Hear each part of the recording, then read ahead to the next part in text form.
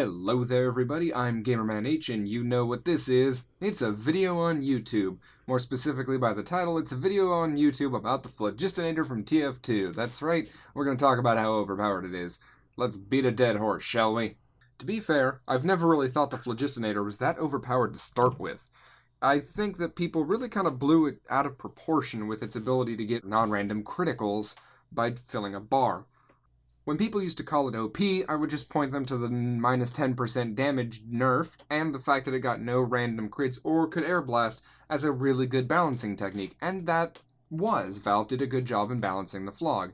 It took skill in order to know when to use your critical meter, or blind luck if you happen to use it and then run into 15 of the enemy team at their spawn because you got an uber medic. That was an evil tactic, that was a bit overpowered. Now, however, during the Tough Break update, we saw a couple flamethrowers and stuff get buffed, and, well, the Phlog is overpowered now. It's gonna have to be rebalanced. See, before, it got no random crits, no air blast, and had a 10% damage penalty applied to it. This meant that the Pyro couldn't really be as helpful to the team as getting people off the point or launching a rocket back at somebody's face. They sacrificed that instead for, I think it's 5 seconds worth of criticals, guaranteed, that can be used to wipe the floor with the enemy team. A pretty fair trade in my opinion.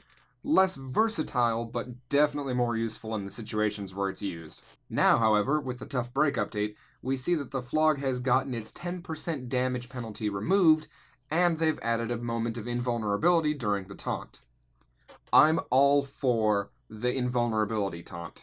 That is really important because there were a bunch of times I was playing Phlogistinator and needed to hit the right click to get that taunt and get some health before I died. The taunt goes, you get full health, but then I got gunned down almost immediately by the people who were still shooting at me.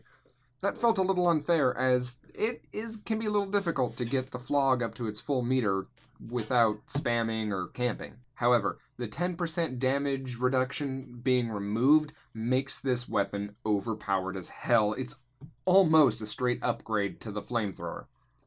See, the reason is, it does the same amount of damage as the flamethrower now, minus the random criticals, and you can give yourself full criticals. This means it's basically a flamethrower with controlled critical hits and no air blast, which sounds kind of fair, but in practice really isn't. It's way too easy to corner camp, or spawn camp, or even just use the scorch shot and shoot from a distance until you got a full bar and run in.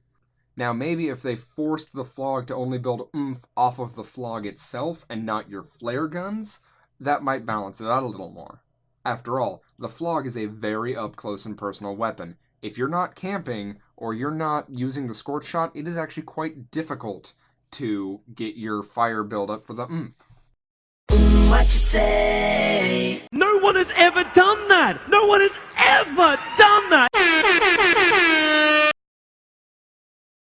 Either they're going to have to reinstitute a damage penalty to the weapon, or they're going to have to remove its ability to build oomph off of your flare gun slot. I think it would be cool to see a less damage reduction, say 5% or something like that, and remove the scorch shot and other flare guns from the oomph building meter.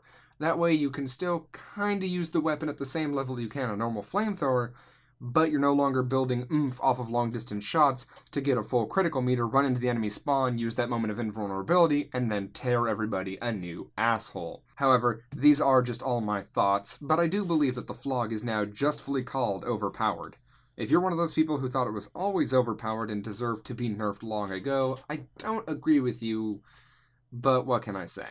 It's not the only weapon that was nerfed. The Degreaser also saw its 10% damage penalty removed and a couple other changes, but this one was seriously one of the worst calls Valve has made in a really long time, in my opinion. Hopefully they fix their mistake and get that thing back on track again. Anyway, that's all for me. The real first video of, actual effort on this channel will be coming out probably next week, as Fridays are now my upload days.